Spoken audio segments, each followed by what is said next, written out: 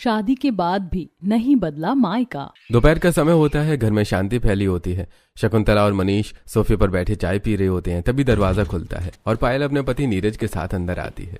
दोनों के चेहरे पर अलग की चमक होती है। अरे बेटा, आज तो बहुत खुश लग रहे हो, क्या बात है? मम्मी आप ही देख लो। पायल हल्के कांपते हाथों से एक रिपोर्ट शकुंतला के हाथ में देती है। ये क्या है बेटा? मम्मी जी, मैं माँ बनने वाली हूँ। एक पल के लिए सब चुप हो जाते हैं, फिर अचानक खुशी का माहौल बन जाता है। अरे मेरी बच्ची, बधाई हो। अरे खुश रहो बेटा, अब तो घर में किलकारी गूंजेगी। वाह पायल, अब तो मैं ताई बनने वाली हूँ। अब घर में एक और छोटा बॉस आने वाला है। पूरा परिवार पायल को घेर कर उसे गले लगाता है। घर में खुशी की लहर दौड़ जाती है। शाम को घर में मिठाई बांटी जा रही होती है। हर कोई खुश होता है। पायल सोफे पर बैठी होती है और शकुंतला उसके सिर पर प्यार से हाथ फेर रही होती है। बेटा, अब अपने मायके के सारे दर्द भूल जा। ये बच्चा तेरी जिंदगी में नई रोशनी बनकर आएगा। हाँ मम्मी जी, आपने मुझे इतना प्यार दिया, अब मेरी जिंदगी सच में बदल गई है। अब हम दोनों मिलकर अपने बच्चे को सबसे अच्छी जिंदगी देंगे। पायल मुस्कुरा रही होती है, लेकिन उसकी आंखों के पीछे कहीं ना कहीं एक डर छिपा होता है। रात को सब सो चुके होते हैं। पायल अपने कमरे में खिड़की के पास खड़ी आसमान की ओर देख रही होती है। हल्की हवा चल रही होती है। क्या सच में सब ठीक रहेगा? वो अपने पेट पर हाथ रखती है। 3 साल बाद जब वो लोग जेल से छूटेंगे, क्या फिर से मेरी जिंदगी खराब कर देंगे? उसकी आंखों से आंसू गिरने लगते हैं। खुशी और डर दोनों उसके चेहरे पर साफ दिखते हैं।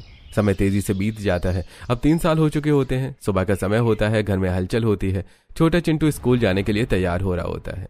मम्मी जल्दी करो, मुझे स्कूल जाना है। हाँ बेटा, बस अभी चल रहे हैं, ध्यान से जाना बेटा। पायल गाड़ी की चाबी उठाती है और चिंटू को लेकर निकल जाती है। सड़क पर हल्की भीड़ होती है। पायल गाड़ी चला रही होती है और चिंटू पीछे सीट पर बैठा होता है।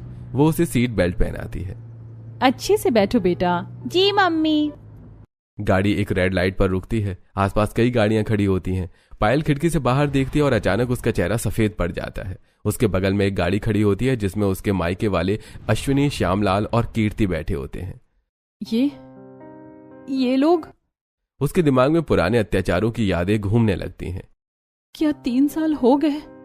ये लोग छूट गए? उसके हाथ कांपने लगते हैं और पीछे से हॉर्न बजने लगते हैं। मम्मी चलो ना। पायल जैसे अचानक होश में आती है। हाँ हाँ बेटा, चल रही हूँ। क्या हुआ मम्मी? कुछ नहीं बेटा, मैं बस कुछ सोच रही थी। पायल गाड़ी आगे बढ़ा देती है, लेकिन उसके चेहरे पर डर साफ दिखाई देता है। उसकी खुशहाल जिंदगी पर एक बार फिर अतीत का साया मंडराने लगता है। घर पहुंचते ही पायल जल्दी जल्दी गाड़ी पार्क करती है। उसके हाथ अब भी कांप रहे होते हैं। वो बिना किसी से बात किए सीधे अपने कमरे में जाती है और दरवाजा बंद कर लेती है। कमरे में सन्नाटा छा जाता है। पायल ड्रेसिंग टेबल के सामने खड़ी होती है और खुद को आईने में देखती है। उसके माथे पर पसीना होता है। सांसें तेज चल रही होती हैं। ये सब क्या हो गया? वो अपने चेहरे को हाथों से पकड़ लेती है। वो लोग फिर से मेरी जिंदगी में आ गए। अब वो लोग मुझे बर्बाद कर देंगे और मेरा बच्चा, वो मेरे बच्चे को भी नहीं छोड़ेंगे। उसकी आंखों से आंसू बहने लगते हैं। मैं अपने परिवार को कैसे बचाऊंगी? मैं अपने बच्चों को उन जानवरों से कैसे प्रोटेक्ट करूंगी? पायल वहीं जमीन पर बैठ जाती है और फूट फूट कर रोने लगती है। शाम को घर में हल्की रोशनी होती है। सब लोग अपने अपने काम में लगे होते हैं, लेकिन पायल चुपचाप एक कोने में बैठी होती है। चेहरे पर उदासी साफ दिख रही होती है। पायल, क्या हुआ तुम्हें? तुम इतने उदास क्यों लग रही हो? कोई बात है क्या? नहीं, कोई बात नहीं है। अभिमन्यु उसे देखता रहता है, लेकिन पायल कुछ भी बताने से बचती है। अगली सुबह पायल रसोई में काम कर रही होती है। मनीष अखबार पढ़ रहे होते हैं और शकुंतला पीछे गार्डन में पौधों को पानी दे रही होती है। तभी डोरबेल बजती है। पायल हाथ पोंछते हुए गेट की तरफ जाती है और जैसे ही दरवाजा खोलती है, उसके पैरों तले जमीन खिसक जाती है। सामने उसकी माँ अश्विनी, पिता श्यामलाल और बहन कीर्ति खड़े होते हैं। क्या आप लोग यहाँ? उसका चेहरे से पसीना छूटने लगता है। वो कुछ बोल नहीं पाती, जैसे जम गई हो। बेटा, कौन है गेट पर? खोला नहीं क्या? पायल के मुंह से आवाज नहीं निकलती। तभी श्यामलाल गुस्से में हाथ उठाते हैं, जैसे उसे थप्पड़ मारने वाले हो। तभी पीछे से मनीष आ जाते हैं और पायल के कंधे पर हाथ रख देते हैं। पायल थोड़ा पीछे हट जाती है। अरे हम तेरे परिवार वाले हैं, तू क्या हमें भूल गई? पहचान ही नहीं पा रही है? तभी शकुंतला और अभिमन्यु भी वहां आ जाते हैं। आप लोगों की हिम्मत कैसे हुई यहाँ आने की? मैंने मना किया था ना, पायल का कोई मायका नहीं है। इसका आपसे कोई रिश्ता नहीं है। बेटा, अब अपनी बेटी से मिलने के लिए भी परमिशन लेनी पड़ेगी क्या? बस इतना ढोंग करने की जरूरत नहीं है। हमें भी पता है तुम लोग कितना प्यार करते हो अपनी बेटी से। हमने जो पहले किया वो गलत था। लेकिन अब हम बदल चुके हैं। हम आप सबसे हाथ जोड़कर विनती करते हैं, हमें अपनी बेटी से मिलने दिया करो। माहौल भारी हो जाता है। तभी अंदर से चिंटू भागते हुए आता है। मम्मी मम्मी, ये लोग कौन है? आप रो क्यों रही हो? बेटा, ये तेरे नाना नानी हैं। लेकिन चिंटू मासूमियत में उनकी तरफ भाग जाता है। मेरे नाना नानी? मैं तो आपसे कभी मिला ही नहीं। अश्विनी तुरंत उसे गले से लगा लेती है। अरे मेरा जिगर का टुकड़ा, मेरा बच्चा, क्या तूने हमें इतना भी जरूरी नहीं समझा कि तूने अपने बच्चे को हमारे बारे में नहीं बताया? बस रहने दीजिए, ऐसा मत दिखाइए कि आप लोग कितना प्यार करते हैं। ये सब ढोंग है, हमें सब पता है। दीदी, अब हम पहले जैसे नहीं रहे, हम सच में बदल गए हैं। हम एक नई शुरुआत करना चाहते हैं। हम चाहते हैं कि आप हमसे मिलने आओ, हमसे बातें करो। अब हम आपके साथ कोई अत्याचार नहीं करेंगे। हमें अपनी गलतियों की सजा मिल चुकी है। पायल चुप खड़ी रहती है। उसके चेहरे पर डर, गुस्सा और दुविधा सब कुछ साफ दिख रहा होता है। कुछ देर बाद माहौल थोड़ा शांत होता है। सब लोग औपचारिकता में चाय पीते हैं, लेकिन किसी के चेहरे पर सच्ची खुशी नहीं होती। पायल पूरी समय चुप रहती है। उसकी नजरें बस अपने बच्चे पर टिकी होती हैं। थोड़ी देर बाद अश्विनी, श्यामलाल और कीर्ति उठते हैं। हम चलते हैं, लेकिन उम्मीद है तुम हमें एक मौका दोगी। गेट पर खड़ी पायल अभी भी डर के साए में होती है। उसकी आंखों में आंसू हैं और दिल जोर जोर से धड़क रहा होता है। सामने उसके माता पिता खड़े होते हैं। अचानक अश्विनी गुस्से में हाथ उठाती है, जैसे उसे थप्पड़ मारने वाली हो। मम्मी! लेकिन अगले ही पल वही हाथ उसके गाल पर पड़ने की बजाय उसके सिर पर आ जाता है। बेटा, अब हम वैसे नहीं रहे, हम बदल गए हैं। तू हम पर विश्वास कर। पायल धीरे धीरे आंखें खोलती है, लेकिन उसके चेहरे पर डर साफ दिखता है। नहीं, ये लोग बिल्कुल नहीं बदले। अभी भी ये मुझे मारने के लिए हाथ उठा रही थी। पायल तुरंत अपने बेटे चिंटू को पीछे कर लेती है। चिंटू, तू यहीं खड़ा रहे। दीदी, ऐसा मत करो, मैं उसकी मौसी हूँ। क्या आप अपनी मौसी से भी नहीं मिलने दोगी? बस अब आप लोगों को यहाँ से जाना चाहिए। माहौल भारी हो जाता है। पायल के माता पिता और बहन मजबूरी में वहां से जाने लगते हैं।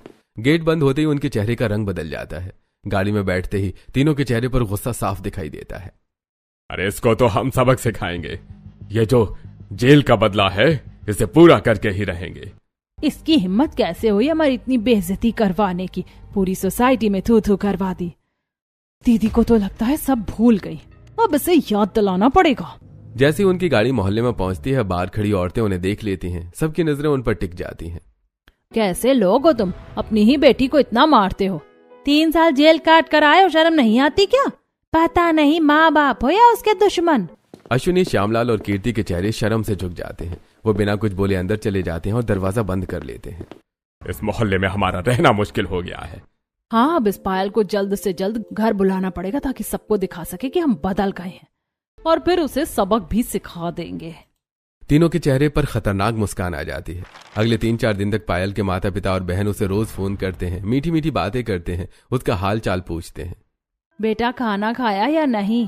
अपना ध्यान रखना बेटा। दीदी, हम सब आपको बहुत मिस कर रहे हैं।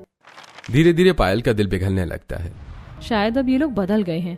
शायद इन्हें अपनी गलती का एहसास हो गया है। जेल में रहकर इन्होंने जरूर कुछ सीखा होगा। एक दिन फोन पर अश्विनी प्यार से बात करती है। बेटा, कुछ दिन के लिए यहाँ आ जा, हमें अपने नाती से मिलने का बहुत मन कर रहा है। ठीक है मम्मी, मैं आ जाऊंगी। पायल ये बात अपने ससुराल में बताती है। सब लोग चिंतित हो जाते हैं। मम्मी जी, मम्मी मुझे कुछ दिन के लिए बुला रही हैं। नहीं बेटा, तुझे जाने की जरूरत नहीं है। वो लोग अकेले में कुछ भी कर सकते हैं तेरे साथ। हाँ बेटा, हमें उन पर बिल्कुल भरोसा नहीं है। पायल थोड़ा नाराज हो जाती है। वो मेरा परिवार है, मैं उन्हें दूसरा मौका दे रही हूँ। मैंने उन्हें सजा दिलवाई थी, इसका मतलब ये नहीं कि मैं उनसे मिल भी नहीं सकूं। पायल देख लो, हम तो तुम्हारी भलाई के लिए कह रहे हैं। बेटा, उनके कर्मों के हिसाब से तुझे उनके पास कभी नहीं जाना चाहिए। नहीं, उन्हें अपने नाती से मिलना है। अपने नाती के लिए तो कोई भी बदल जाता है। सब एक दूसरे को देखते हैं। हाँ ठीक है बेटा, जैसी तेरी इच्छा। पायल के चेहरे पर हल्की खुशी आ जाती है, लेकिन बाकी सबके दिल में डर बैठ जाता है। उन्हें अंदाजा नहीं होता कि पायल एक ऐसे जाल में कदम रखने जा रही है जहां से निकलना आसान नहीं होगा। दोपहर को पायल अपने मायके पहुंच चुकी होती है। बाहर गली में चिंटू बाकी बच्चों के साथ खेल रहा होता है। अंदर घर में पायल अपने माता पिता और बहन के साथ बैठी होती है। शुरुआत में तीनों के चेहरे पर मीठी मुस्कान होती है। देखो पायल, अब हमारा घर कितना बदल गया है। हाँ दीदी, अब सब कुछ पहले जैसा नहीं है। पायल थोड़ा सहज होने लगती है, लेकिन तभी अचानक तीनों के चेहरे की मुस्कान गायब हो जाती है और उनकी आंखों में खतरनाक गुस्सा दिखने लगता है। मम्मी? श्यामलाल अचानक उसका हाथ जोर से पकड़ लेते हैं। बहुत उड़ने लगी थी ना तू। वो उसे घसीटते हुए ऊपर वाले कमरे में ले जाते हैं। पायल चीखती रहती है लेकिन कोई सुनने वाला नहीं होता। कमरे में अश्विनी, श्यामलाल और कीर्ति खड़े होते हैं। एक के हाथ में डंडी, एक के हाथ में बेलन और एक के हाथ में बेल्ट होती है। मुझे लगा आप लोग बदल गए होंगे, लेकिन आप लोग तो अभी भी वैसे ही हैं। मुझे छोड़ दो, मेरा बच्चा भी है मेरे साथ, मुझे जाने दो। तूने हमें जेल पहुंचाया, तुझे लगता है हम इतनी जल्दी बदल जाएंगे? अब देख तुझसे जेल का बदला कैसे चुकवाते हैं। तुझे तो आज पूरा सबक सिखा कर ही मानेंगे। तीनों मिलकर उसकी बेरहमी सी पिटाई करते हैं। पायल चीखती है, रोती है, लेकिन कोई रहम नहीं करता। शाम को चिंटू खेलकर घर वापस आता है। जैसे ही वो अंदर आता है, पायल की हालत देखकर घबरा जाता है। मम्मी!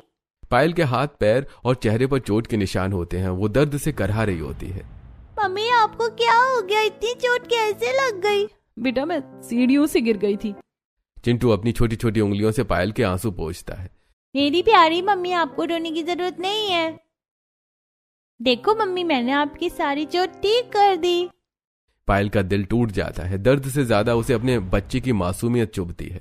मैं अपने मासूम बच्चे को क्या बताऊं, कैसे बताऊं कि उसके नाना नानी ही उसकी माँ पर अत्याचार कर रहे हैं। मैं ही गलत कर बैठी, मैंने उन पर विश्वास कर लिया। दिन बीतते जाते हैं और अत्याचार बढ़ते जाते हैं। जब भी चिंटू खेलने बाहर जाता है तब पायल पर जुल्म शुरू हो जाते हैं। कभी उसे तेज धूप में छत पर खड़ा कर दिया जाता है, कभी उसके हाथ उबलते पानी में डाले जाते हैं जिससे उसके हाथों पर छाले पड़ जाते हैं। मम्मी मत करो। अब सह जैसे हमने सहा था जेल में। पायल हर दिन दर्द से गुजरती है लेकिन अपने बच्चे के सामने सब छुपा लेती है। दूसरी तरफ एक अनाथालय में मुकुल 18 साल का अपने कपड़े खुद धो रहा होता है। आसपास और भी बच्चे होते हैं जो काम और पढ़ाई दोनों करते हैं। वहां की वार्डन प्रियंका खड़ी होती है। दीदी, मेरे घर वाले कहाँ हैं? मेरी बहन, मम्मी, पापा सब कहाँ हैं? मैं तुझे मिलवा दूंगी। तू हर दिन यही क्यों पूछता है? क्या तेरा मन यहाँ नहीं लगता? हम तेरा परिवार नहीं है क्या? आप मेरी दीदी हो, लेकिन मुझे अपनी असली परिवार से भी मिलना है। तभी एक बच्चा खुशी खुशी दौड़ता हुआ आता है। मुकुल, मैं जा रहा हूँ, मेरे मम्मी पापा मुझे लेने आ गए। मुकुल उसे जाते हुए देखता है। उसकी आंखों में आंसू आ जाते हैं। तू भी देख लेना, तेरे घर वाले भी तुझे लेने आएंगे। मुकुल अपने हाथ में एक आधी फटी हुई फोटो निकालता है जिसमें उसकी बहन पायल की तस्वीर होती है। मेरे घर वाले कब आएंगे? क्या मैं हमेशा के लिए अनाथ हो गया हूँ? मैं तेरी दीदी हूं ना, उनसे मिलकर तू क्या करेगा? उन्होंने तो तुझे मरा हुआ समझ लिया है। दीदी, मुझे बस एक बार उनसे पूछना है कि उन्होंने मेरे साथ ऐसा क्यों किया। दूसरी तरफ पायल भी अपने कमरे में बैठी होती है। उसके हाथ में भी उसी फोटो का दूसरा आधा हिस्सा होता है। काश उस दिन मैं तुझे बचा पाती, तो आज हम दोनों भाई बहन साथ होते, और ये सब कभी नहीं होता। दोनों भाई बहन अलग अलग जगहों पर एक ही तस्वीर के 2 टुकड़े पकड़े एक दूसरे के लिए रो रहे होते हैं। कुछ दिनों बाद पायल अपने ससुराल वापस लौट आती है। उसके चेहरे पर थकान और दर्द साफ झलक रहा होता है। हाथों और पैरों में हल्के हल्के निशान होते हैं जिन्हें वो दुपट्टे से छुपाने की कोशिश करती है। बेटा, उन्होंने तुझे परेशान तो नहीं किया ना? सच सच बता पायल। पायल कुछ बोलने ही वाली होती है लेकिन अचानक उसके दिमाग में मायके वालों की धमकी गूंजने लगती है। अगर तूने किसी को कुछ बताया तो देख लेना, हमसे बुरा कोई नहीं होगा। पायल डर जाती है और अपनी नजरें झुका लेती है। नहीं पापा, ऐसा कुछ नहीं था। अब वो लोग बदल चुके हैं। शकुंतला और मनीष एक दूसरे को देखते हैं लेकिन पायल बिना कुछ और बोले अपने कमरे में चली जाती है। कमरे का दरवाजा बंद होते ही पायल जमीन पर बैठ जाती है और फूट फूट कर रोने लगती है। मेरे मायके वाले शादी के बाद भी नहीं सुधरे। भाई के चक्कर में उन्होंने मुझे हमेशा इतना मारा कि अब सहन नहीं होता। वो अपने हाथों के निशान देखती है और सिसकने लगती है। शाम को अभिमन्यु ऑफिस से घर आता है। वो पायल के पास जाता है और उसके हाथ पर चोट देखता है। ये क्या है पायल? फिर से उन्होंने तुम्हें परेशान किया है ना? आपको हर वक्त यही क्यों लगता है कि मेरे मायके वाले मुझे परेशान करेंगे? क्योंकि मैं उन्हें जानता हूँ। ऐसा कुछ नहीं है, मैं सीढ़ियों से गिर गई थी, हाथ रेलिंग पर लग गया, इसीलिए ये निशान है। अभिमन्यु चुप हो जाता है लेकिन उसके चेहरे पर शक साफ नजर आता है। तुम मुझसे कुछ छुपा रही हो पायल, और मुझे पता है वो लोग अभी नहीं बदले हैं। कुछ दिनों बाद पायल के मायके से फिर फोन आता है। बेटा फिर से आजा, हमें तुझे और चिंटू से मिलना है। पायल फिर से उनके जाल में फंस जाती है और मायके चली जाती है। मायके पहुंचते ही फिर से वही अत्याचार शुरू हो जाते हैं। कभी उसके हाथों पर गर्म चिमटा लगाया जाता है। मम्मी मत करो। कभी जब वो बाथरूम में होती है ऊपर से टंकी में उबलता पानी डाल दिया जाता है। बचाओ, मैं जल गई। पायल पूरी तरह जल जाती है, दर्द से तड़पती रहती है। अब बहुत हो चुका है। मैं अपने ससुराल वालों को सब बता दूंगी, जैसे उन्होंने पहले मेरा साथ दिया था अब भी देंगे।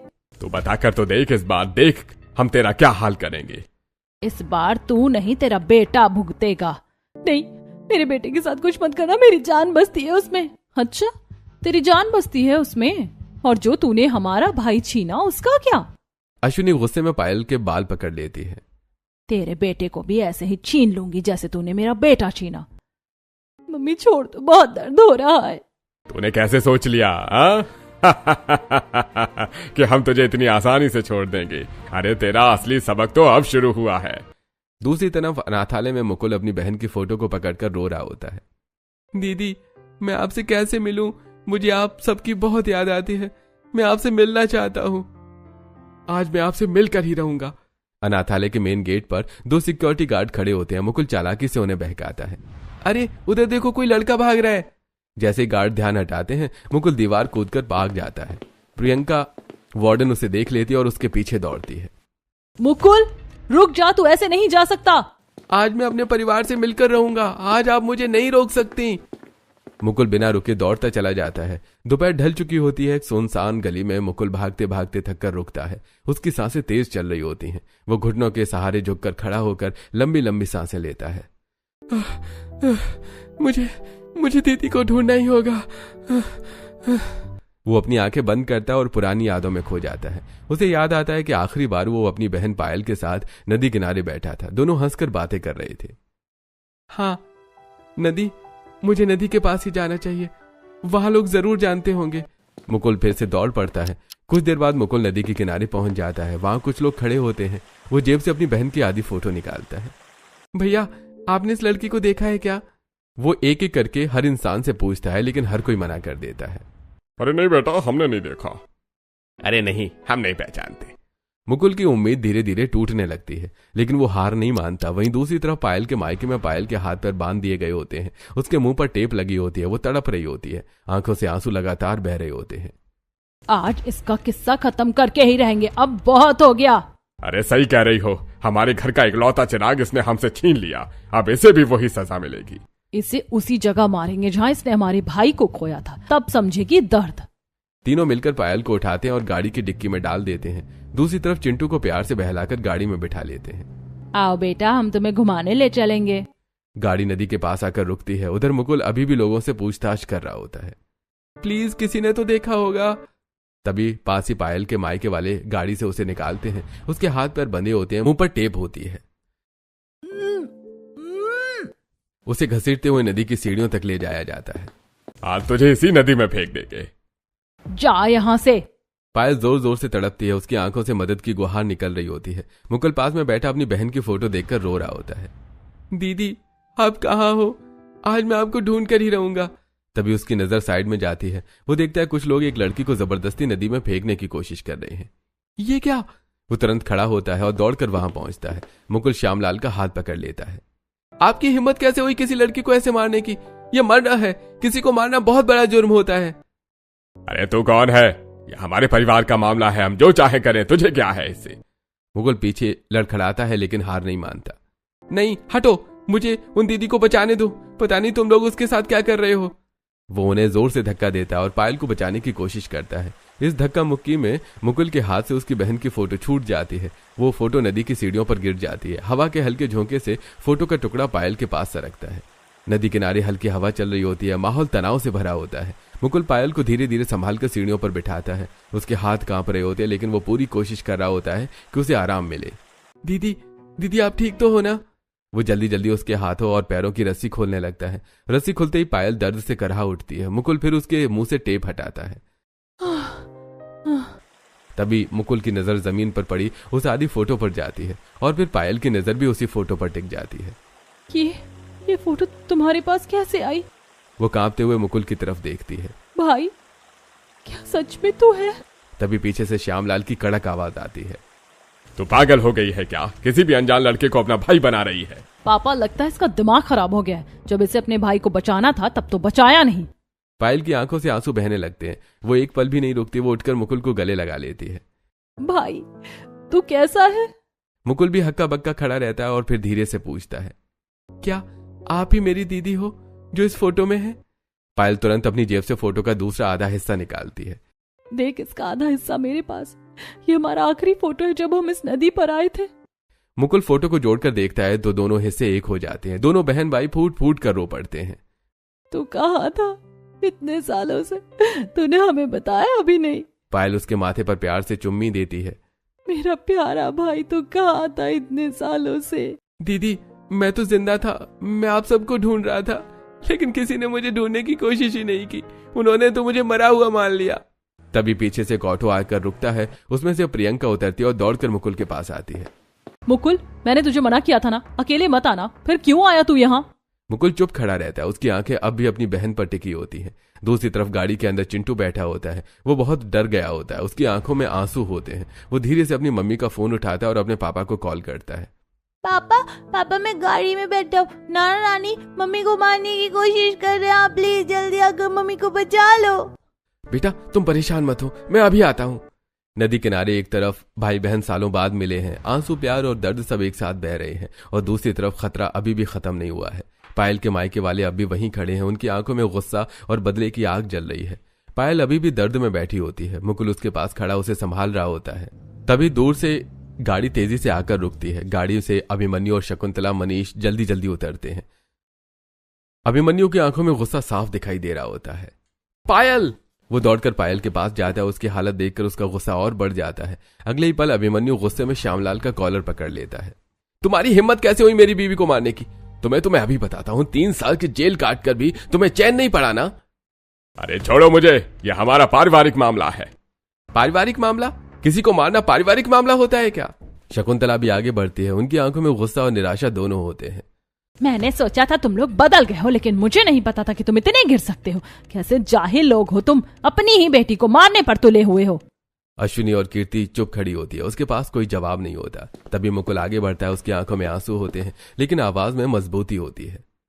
जीजू, मैं दीदी का भाई हूँ। सबकी नजरें अचानक मुकुल पर टिक जाती हैं। और मेरी वजह से ही ये लोग दीदी को मारने पर तुले हुए हैं। वो धीरे धीरे सबके सामने सच बताता है। मैं इस घर का इकलौता बेटा था, लेकिन उन्होंने मुझे ढूंढने की कोशिश तक नहीं की। बस सारा इल्जाम मेरी बहन पर डाल दिया। पायल रोते हुए मुकुल का हाथ पकड़ लेती है। नहीं भाई, इसमें तेरी कोई गलती नहीं है। अभिमन्यु और शकुंतला यह सब सुनकर हैरान रह जाते हैं। उन्हें अब पूरी सच्चाई समझ आ जाती है। मतलब तुम लोगों ने अपने ही बेटे को मरा हुआ मान लिया और अपनी बेटी को उसके लिए जिम्मेदार ठहराकर उसे मारते रहे। ऐसा कुछ नहीं है, सारी गलती इसकी है। हम गुस्से में थे। गुस्सा इंसान को अंधा कर सकता है, लेकिन इतना नहीं कि वो अपने ही बच्चों का दुश्मन बन जाए।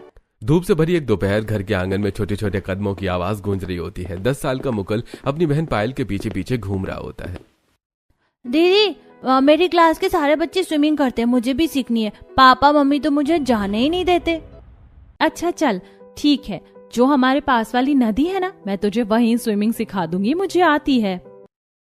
सच दीदी, आप मुझे सिखाओगी? हाँ, लेकिन किसी को बताना मत, वरना दोनों को डांट पड़ेगी। शाम को दोनों भाई बहन चुपचाप घर से निकल रहे होते हैं। अरे कहाँ जा रहे हो तुम दोनों? मम्मी हम ट्यूशन जा रहे हैं, शाम तक आ जाएंगे। शकुंतला बिना शक किए उन्हें जाने देती और दोनों नदी की ओर निकल जाते हैं। नदी किनारे ठंडी हवा चल रही होती है। पायल मुकुल का हाथ पकड़कर उसे पानी में उतारती है। डरना मत, मैं हूं ना, ऐसे हाथ चलाओ। दीदी बस सीख रहा हूँ। दोनों हंस रहे होते हैं, खुश होते हैं, लेकिन अचानक तेज हवा चलती है। नदी का बहाव अचानक बढ़ जाता है। मुकुल का हाथ पायल के हाथ से फिसल जाता है। दीदी! एक तेज लहर आती है और मुकुल पानी में बहने लगता है। मुकुल रुक जा! पायल उसे पकड़ने की कोशिश करती है, लेकिन पानी का बहाव बहुत तेज होता है। वो उसे बचा नहीं पाती। मुकुल उसकी आंखों के सामने दूर बहता चला जाता है। शाम को पायल रोती हुई घर लौटती है। मुकुल कहाँ है? वो तेरे साथ ही गया था। मम्मी, हम ट्यूशन नहीं गए थे, मुकुल को स्विमिंग करनी थी। मैं उसे नदी पर ले गई थी और उसका हाथ छूट गया, वो बह गया। यह सुनते ही शकुंतला का गुस्सा फूट पड़ता है। तेरी हिम्मत कैसे हुई मेरे बेटे को मारने की? वो पायल को बार बार थप्पड़ मारती है। मेरा बेटा घर का चिराग था, तूने उसे पानी में बहा दिया। हमने मना किया था ना उसे कहीं ले जाने से, तेरी हिम्मत कैसे हुई? पूरा परिवार पायल को दोष देता है, उसे मारता है। पायल जमीन पर गिर गिर कर रोती रहती है। मेरा भाई मेरी वजह से, काश मैं उसे मना कर देती, काश हम वहां गए ही नहीं होते। श्यामलाल पुलिस को फोन करता है। सर, हमारा बेटा नदी में बह गया, उसकी बॉडी भी नहीं मिली। पुलिस नदी से एक छोटे बच्चे की लाश निकालती है। चेहरा बुरी तरह खराब होता है। क्या यही आपका बेटा है? हाँ, यही है। बिना पूरी पहचान किए वो उसे अपना बेटा मान लेते हैं। दूसरी तरफ मुकुल बहते बहते हुए दूसरे गांव में पहुंच जाता है। वो नदी किनारे बेहोश पड़ा होता है। तब भी वहां से प्रियंका गुजरती है। उसकी नजर मुकुल पर पड़ती है। अरे ये बच्चा! वो तुरंत उसे पानी से बाहर निकालती है, उसके पेट पर दबाव डालती है। मुकुल के मुंह से पानी निकलता है। वो हल्की सांस लेने लगता है। 2 से 3 दिन तक प्रियंका उसका इलाज करती है, उसे खाना देती है। बेटा तुम कहाँ से आए हो? मैं सामने वाले गांव से। मेरी दीदी मुझे स्विमिंग सिखा रही थी और मैं बह गया। मुझे वापस घर ले चलो। प्रियंका उसे लेकर वापस गांव जाती है। वहां पहुंचकर वो देखते हैं कि मुकुल का अंतिम संस्कार हो रहा होता है। अब हमारा बेटा नहीं रहा। पूरा परिवार रो रहा होता है और उससे ज्यादा पायल। भाई मुझे माफ कर दो। प्रियंका ये सब देखकर गुस्से में आ जाती है। कैसे माँ बाप है ये, अपने बेटे को ढूंढने की कोशिश तक नहीं कर रहे, बस उसे मरा हुआ मान लिया। वो मुकुल का हाथ पकड़ती है। अब तू मेरे साथ चलेगा। जब इन्हें तेरी कोई अहमियत नहीं है तो मैं तुझे अपना बेटा बनाऊंगी। प्रियंका मुकुल को अपने अनाथालय ले जाती है और उसे पढ़ाती है, संभालती है और उसे बड़ा करती है। और इधर पायल अपने ही पछतावे में जलती रहती है। नदी किनारे खामोशी छा जाती है। सच सामने आ चुका होता है। पायल के माता पिता और कीर्ति के चेहरे पर डर, शर्म और पछतावा साफ दिखाई दे रहा होता है। हमने अपने पायल को क्या क्या नहीं कहा। इसने कभी जवाब तक नहीं दिया। जेल से आने के बाद भी हमने इसे कितना सताया, फिर भी इसने हम पर भरोसा किया। बेटा हमने तुझे बहुत याद किया। अश्विनी मुकुल को गले लगाने बढ़ती है, लेकिन मुकुल एक झटके से खुद को पीछे कर लेता है। कैसे माँ बाप हो आप लोग? अगर आपने मेरी बहन का ख्याल नहीं रखा तो मैं भी आपका बेटा नहीं हूं आज से। नहीं बेटा, ऐसी बात नहीं है। हम तुझे बहुत प्यार करते हैं। प्यार? अरे आप लोगों ने तो मुझे ढूंढने की भी कोशिश नहीं की। इतनी जल्दी तो कोई अपने दुश्मनों का अंतिम संस्कार नहीं करता जितनी जल्दी आपने अपने बेटे का कर दिया। सब चुप हो जाते हैं। किसी के पास जवाब नहीं होता। अगर मेरी बहन की गलती भी थी तो आपको सच जानने की कोशिश करनी चाहिए थी, लेकिन नहीं, आप लोगों ने तो पहले ही मान लिया कि मैं मर चुका हूं। श्यामलाल फिर से उसे गले लगाने की कोशिश करता है, लेकिन मुकुल उन्हें फिर झटक देता है। माता पिता दोनों अपने ही चांटे मारने लगते हैं। बेटा हमने कोशिश की थी। नदी में सिर्फ एक ही लाश मिली थी। हमें वो लगा कि तू ही था। सब अब ये झूठा प्यार दिखाने की जरूरत नहीं है। आप लोगों को हमारे माँ बाप कहलाने का कोई हक नहीं है। जीजू ने बिल्कुल सही किया था जो आपको जेल भिजवाया। आपको तो कभी वहां से निकलना ही नहीं चाहिए था। मुकुल गुस्से में कीर्ति की तरफ देखता है। और तू बहन थी ना, सहारा बनने की बजाय तू उस पर अत्याचार करती रही। कम से कम तुझे तो शर्म आनी चाहिए थी। कीर्ति सिर झुका लेती है। उसकी आंखों से आंसू गिरने लगते हैं। मुकुल अपना फोन निकालता है। सर, यहाँ कुछ लोग मेरी बहन को परेशान कर रहे हैं, उसे मारने की कोशिश कर रहे हैं, आप जल्दी आ जाइए। कुछ ही देर में पुलिस वहां पहुंच जाती है। सर, आपने इन्हें छोड़ा ही क्यों? इन लोगों को वापस ले जाइए। अरे हमें लगा था तुम लोग सुधर गए हो, लेकिन लगता है अभी भी नहीं सुधरे। पुलिस तीनों के हाथों में हथकड़ी डाल देती है। इस बार कीर्ति भी उनके साथ होती है। तीनों के चेहरे पर पछतावा तो होता है, लेकिन अब बहुत देर हो चुकी होती है। पायल रोते हुए मुकुल के गले लग जाती है। भाई मुझे माफ कर देना। सब मेरी वजह से हुआ। मैं हर दिन पछतावे में जीती रही, हर दिन तुझे याद करके रोई। वो और जोर से रो पड़ती है। मुझे ही नहीं पता था कि मेरे अपने माँ बाप मेरा साथ नहीं देंगे। मेरा मायका शादी के बाद भी नहीं बदला। मुकुल उसे कसकर गले लगाता है। अब तेरा भाई आ गया है। अब से तेरा मायका मैं हूं। तेरे इस मायके में सिर्फ प्यार होगा, खुशी होगी, अपनापन होगा। ये लोग अब कभी तेरी जिंदगी में नहीं आएंगे। कुछ समय बाद मुकुल अब अपने पैरों पर खड़ा हो चुका होता है। अच्छी कमाई कर रहा होता है। वो अपनी बहन के घर के पास ही एक फ्लैट ले लेता है। छोटा भाई होते हुए भी बड़ी जिम्मेदारियां निभाता है। पायल अब अपने भाई के साथ सुरक्षित और खुश रहती है। और दूसरी तरफ उनके माता पिता और कीर्ति इस बार जेल में होते हैं, जहां से निकलने का रास्ता अब आसान नहीं होता। अगर आपके मायके में भी आपके साथ गलत हो रहा है तो आप क्या करेंगे? क्या आप उन्हें अपना समझकर चुप रहेंगे या फिर गलत के खिलाफ खड़े होकर उन्हें सबक सिखाएंगे? आप अपनी राय कमेंट करके जरूर बताइए।